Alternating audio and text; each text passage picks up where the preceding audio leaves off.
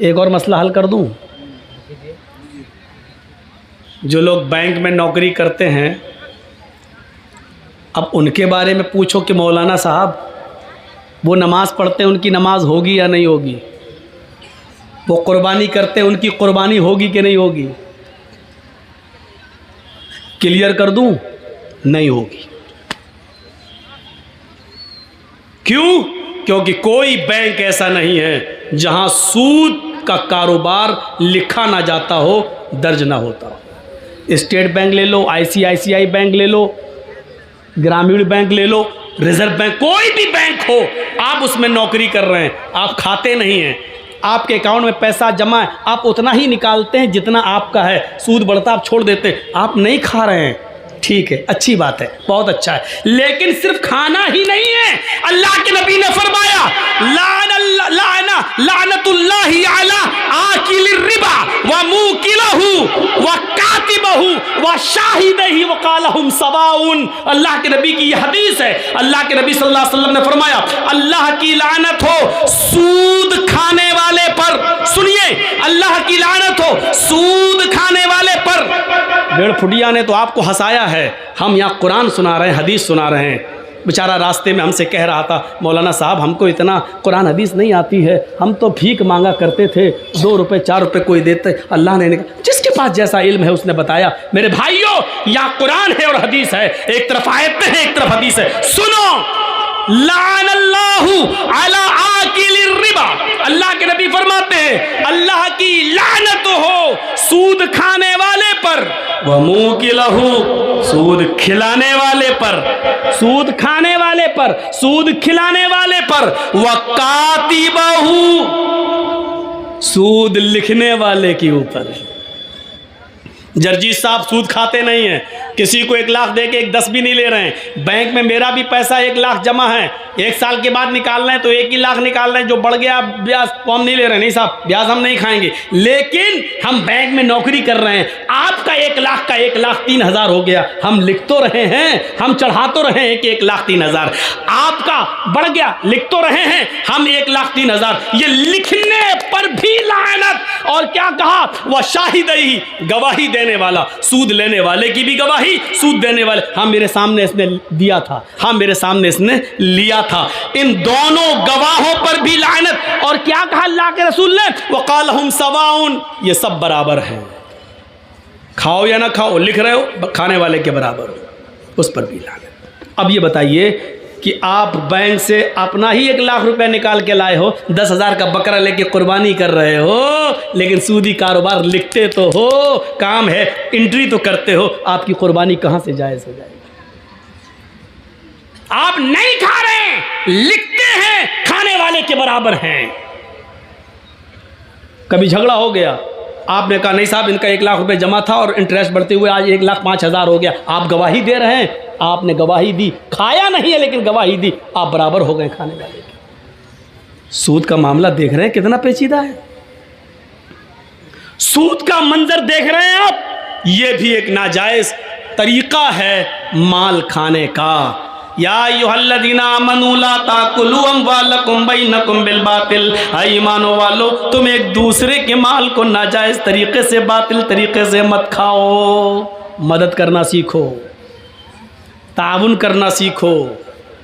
अल्लाह की कसम, अल्लाह के रसूल सल्लल्लाहु अलैहि वसल्लम फरमाते हैं कि अगर तुम अल्लाह पर वैसे भरोसा कर लो जैसे करना चाहिए, तो अल्लाह तुम्हें ऐसे ही रिज्क देगा खाने के लिए जैसे चिड़ियां भूखे पेट घोंसलों से निकलती हैं और शाम को जब आती हैं तो पेट भरा हुआ होता है। अच्छा, हम और आप कितनी रोटी खा सकते हैं?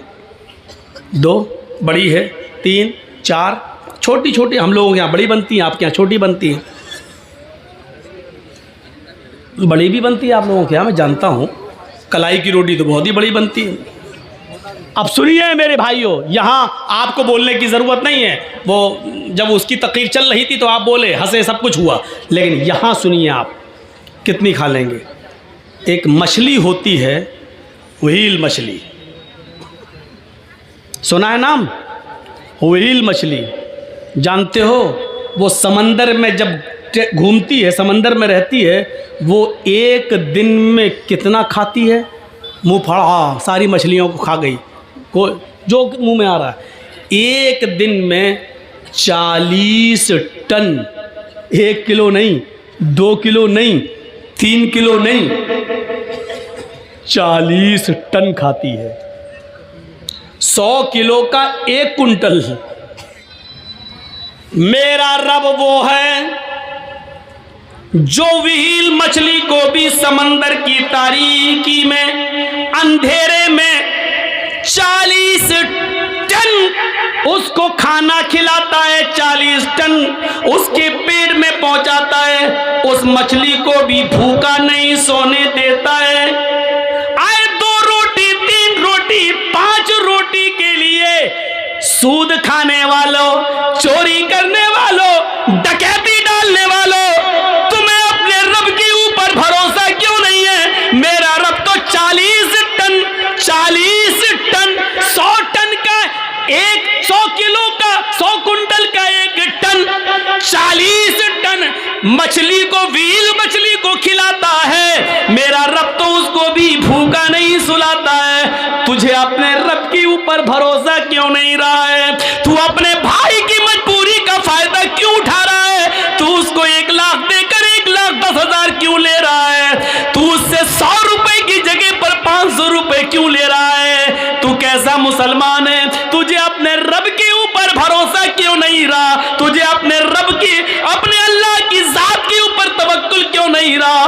तो तवक्कुल कर, भरोसा कर। मेरा रब जब उस मछली को भूखा नहीं सोने देता है, तू तो अशरफुल मखलूकात है, तू तो अफजल है, तू तो सबसे बेहतर है, तू तो नमाज पढ़ने वाला और रोजा रखने वाला है, तू अपने रब को अच्छी तरीके से जानता है, तू मुसलमान भी है, ला इलाहा इल्लल्लाह पढ़ता भी है, तू नमाज का भी पाबंद है, फिर तुझे अपने रब के ऊपर भरोसा क्यों नहीं है? तू अपने रब के ऊपर भरोसा कर। अल्लाह कहता मेरे बंदो मेरे ऊपर वैसे ही भरोसा करो जैसे करना चाहिए, तो हम तुम्हें भी वैसे ही रिस्क देंगे, रोजी देंगे, जैसे हम चिड़ियों को देते हैं। वो सुबह उड़ती हैं तो भूखी होती हैं, लेकिन शाम को जब वो जंगलों से अपने घोंसलों में जाती है तो उनका पेट भरा हुआ होता है। हम तुम्हें भूखा उठाएंगे जरूर, लेकिन भूखा सुलाएंगे नहीं। तुम भरोसा तो करो मेरे ऊपर।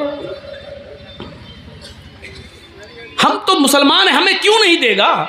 हमारा रब तो वो है, हमारा परवरदिगार तो वो है जो काली रात में, काले जंगल में, काले पहाड़ पर काले रंग की जब चींटी चलती है तो इतनी बुलंदी से वो उस चींटी को भी देखता है। उसके जब पैर के रखने की जो आहट होती है, हमारा रब उस आहट को भी सुन लेता है, उसको भी ग़िज़ा देता है। अल्लाह ने उसको पेट दिया है तो ऐसी नाक भी दी है उस मामूली चींटी को कि हम अपने बगल की, अपने हाथ की चीज को नहीं सूंघ पाएंगे, लेकिन उस चींटी को देखो, उसकी ग़िज़ा 1 मंजिल की दूरी पर रखी है, 2 मंजिल पर रखी हुई है, लेकिन उसकी नाक में अल्लाह ने इतनी स्पिरिट दे दी, इतनी स्ट्रॉन्ग बना दी, खुशबू सूंघने की उसको ऐसी शक्ति दे दी कि वो अपना रोजी रिस्क तलाश करने के लिए 2 मंजिल पर चली जाती है। मेरा रब उस चींटी को भी हौसला देता है, उसको भी नाक दिया है, उसको भी रोजी देता है, मछलियों को भी देता है। अरे हम किसको क्या देंगे? हम अपने दोस्तों को दस्तरखान पे बिठाएंगे, खिलाएंगे, लेकिन अपने दुश्मन को हम देखना भी गवारा नहीं करेंगे। शादी मेरे बेटे की है, हम अपने यार दोस्तों को बुलाएंगे, लेकिन अपने दुश्मन को हम नजरअंदाज कर देंगे। मेरे भाइयों, हम दोस्तों को खिलाएंगे, पिलाएंगे, लेकिन दुश्मन को भूल जाएंगे, उसकी तरफ नजर उठाकर भी नहीं देखेंगे। मेरा रब तो वो है जो दोस्त को भी खिलाता है, दुश्मन को भी खिला रहा है, नमाज पढ़े उसको भी दे रहा है, न पढ़े उसको भी दे रहा है, जो ला इलाहा इल्लल्लाह का इकरार करता है वो उसको भी देता है, और जो मूर्तियों की पूजा कर रहा है वो उसको भी दे रहा है। उसकी नजर में खाने और पीने में कोई इम्तियाज नहीं। ओ मेरे बंदो, जब हम काफिरों को दे सकते हैं तो तुम्हें क्यों नहीं दे सकते? तुम तो मेरे करीबी बंदे हो। मेरा रब तो वो है जो दोस्त दुश्मन नहीं, वो सबको देता है। 90 साल के एक बूढ़े को इब्राहिम अलैहिस्सलाम ने दस्तरखान से उठा दिया था, ये कहकर कि तू आग का नाम लेकर खा रहा है, रख, अल्लाह का नाम ले। उसने कहा नहीं लेंगे, आग ही मेरा रब है। भगा दिया उसको। जिब्रील आ गए, अरे इब्राहिम, तुमने आज उस बूढ़े को बुलाया और खाना भी नहीं खिलाया, भगा दिया। जाओ उसको पकड़ के लाओ और खिलाओ। जिब्रील से इब्राहिम अलैहिस्सलाम कहने लगे, अरे वो तो अल्लाह का नाम ही नहीं लेता। कहा इब्राहिम, वो तो 90 साल में पूरी जिंदगी में कभी उसने अपने रब का नाम नहीं लिया।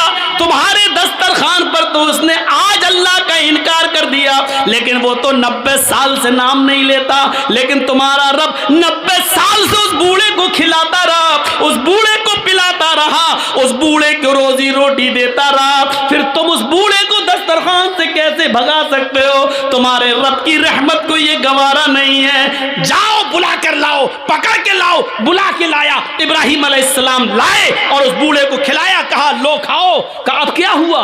मैं अल्लाह का नाम नहीं लूंगा। कहा मत लो, मैं आग का नाम लूंगा। लो। अरे अब क्या हुआ? अचानक कैसे बदल गए? फरमाया मेरे रब की रहमत को गवारा नहीं हुआ कि कोई भूखा दस्तरखान से उठ जाए। मेरे रब ने कहा वो तो 90 साल से मेरा नाम नहीं ले रहा है, फिर भी हमने उसको खिलाया पिलाया है। फिर तुम कैसे उठा सकते हो? जब अल्लाह को एतराज नहीं तो तुम्हें कैसी ऑब्जेक्शन, तुम्हें कैसा एतराज? उस बूढ़े ने कहा आपका रब इतना मेहरबान है, फिर मुझे उस रब से जोड़ दो जिसकी रहमत का ये हाल है। मेरे भाइयों, वो बूढ़ा पहले इब्राहिम अलैहिस्सलाम से जुड़ता है, अपने रब से जुड़ता है, उसके बाद खाना खाता है, अल्लाह का नाम लेता है और खाना शुरू कर देता है। मेरे भाइयों, ये रब है जो गैरों को भी खिला रहा है, अपने दुश्मनों को भी खिला रहा है, नाफरमानों को भी खिला रहा है। जब वो खिलाने पिलाने वाला है तो हमें रोजी रोटी की इतनी फिक्र क्यों हो रही?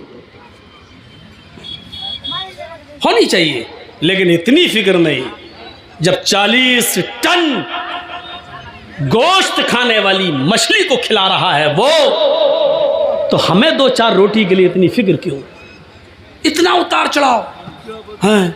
क्या होगा? कल कहाँ से खाना आएगा? 1 महीने बाद हम रिटायर हो जाएंगे सरकारी नौकरी से, फिर हमारे बच्चों को कौन देखेगा? हमारी 4 बेटियां हैं, हमारी बेटियों की शादी कैसे होगी? इनके लिए जहेज का इंतज़ाम। अरे मुआशरे में समाज के लोगों, जहेज की लानत को ख़त्म करो। अगर इसको आपने ख़त्म कर दिया तो बहुत बड़ा एक जिहाद आप जीत जाओगे, बहुत बड़ा एक मार्का आप हासिल कर लोगे। क्योंकि इंसान नाजायज़ तरीके से जो कमा रहा है, अक्सर उसमें ऐसे हैं कि जिनको अपनी बेटियों की शादी करना है, उनको अपना फ्यूचर, मेरी बेटी की शादी कैसे होगी, इसलिए वो नाजायज़ तरीके से माल कमा रहा है।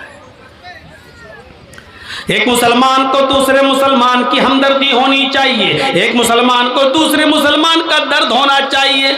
आओ मैं तुम्हें वो वाकया सुनाता हूँ जो वाकया हमारे और आपके ज़मीरों को झंझोड़ देगा।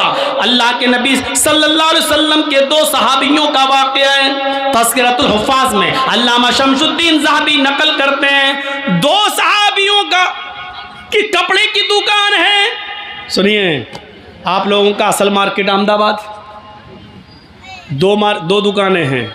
मान लीजिए एक आपकी भी है, मेरी भी है, और हम भी यहीं रहते हैं। मेरी भी कपड़े की और आपकी भी कपड़े की। अक्सर ऐसा होता है कि नहीं, एक कस्टमर कपड़ा ख़रीदने आ रहा है तो ये दुकान वाला भी कहता इधर आओ भाई, आओ हमारे पास अच्छा माल है। दूसरा भी कहता अरे भाई इधर आओ, हम तुम्हें आज अच्छा दिखाएं। होता कि नहीं होता है?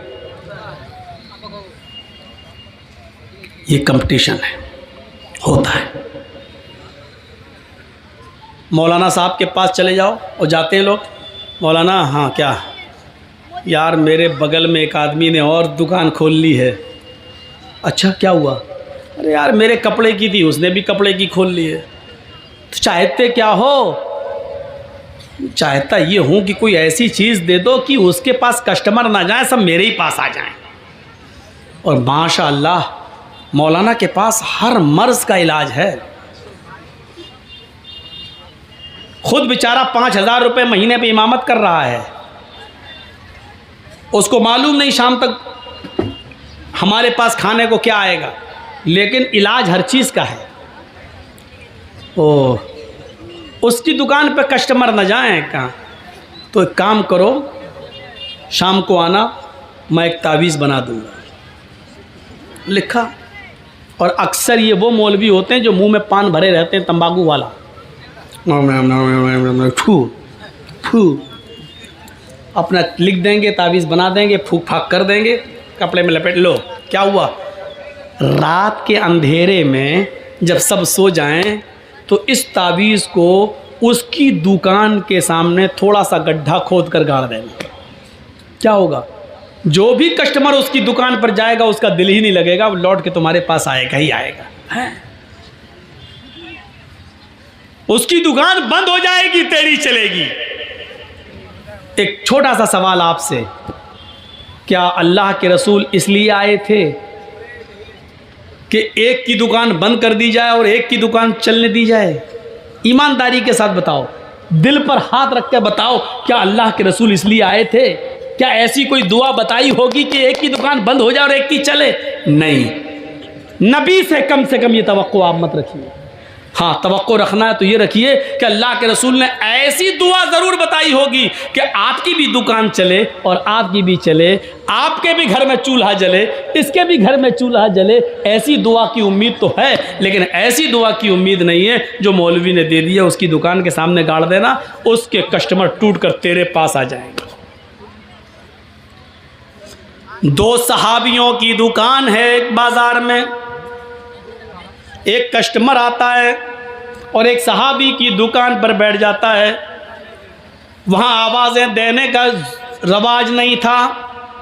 भाई कस्टमर है, किस्मत है, चाहे तो इसकी दुकान पर आ जाए, चाहे मेरी दुकान पर आ जाए।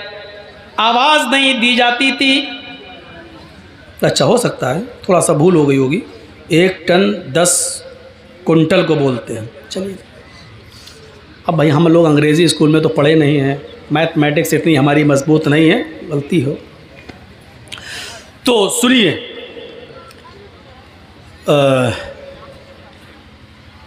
एक सहाबी की दुकान पर, उस ज़माने में ये चलता था, कोई आवाज़ नहीं देता था, इधर इधर इधर हम दिखा नहीं, अल्लाह पे भरोसा। ओहो, सहाबा का अमल देखिए। कोई आ रहा है, मेरी दुकान पे आएगा तो हम दिखा देंगे, उसकी दुकान पे आए वो दिखाते। भाई वो भी अपनी बीवी बच्चों के लिए बैठा, मैं भी बैठा। देखिए सोच क्या थी। आया एक सहाबी दूसरे सहाबी की दुकान पर, कपड़ा बेचने वाले की, और आकर बैठ गया, कपड़ा दिखाया, पसंद आया, ले लिया। मोल भाव नहीं चलता था, एक दाम ये ले गया। उसकी किस्मत में था, बेच दिया, कपड़ा ले गया वो। थोड़ी देर के बाद एक और कस्टमर आया, दोनों दुकानें आमने सामने, लेकिन वो इसी दुकान पर आया जिस दुकान से अभी थोड़ी देर पहले कस्टमर कपड़ा ले जा चुका है। इसी दुकान पर आता है और गुफ्तगू चलती है, और थोड़ी देर के बाद वो भी एक कपड़ा खरीद के ले जाता है। थोड़ी देर गुजरती है, एक और तीसरा कस्टमर आता है। तीसरा कस्टमर भी इसी दुकान पर आता है जिससे 2 कस्टमर पहले कपड़ा ले जा चुके हैं। ये भी यहाँ से तीसरा कपड़ा खरीद कर ले जाता है, चला जाता है। अब ये सहाबी जिसकी दुकान है सोच रहे हैं, अल्लाह हमारे पास 3 कपड़े बिक चुके हैं, हमारे घर आज चूल्हा जल जाएगा, हमें इतनी प्रॉफिट हो चुकी है कि हमारे बच्चे आज भूखे नहीं सोएंगे। थोड़ी देर के बाद चौथा कस्टमर आता है।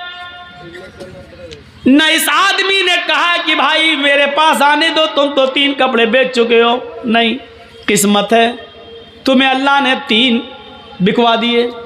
मेरी किस्मत में होगा तो बिकेगा, वरना अल्लाह अगर तुम्हें दे रहा है और मैं जलूं तो ये अल्लाह की तकसीम से, अल्लाह की किस्मत से हम जलन हो रही है। नहीं नहीं।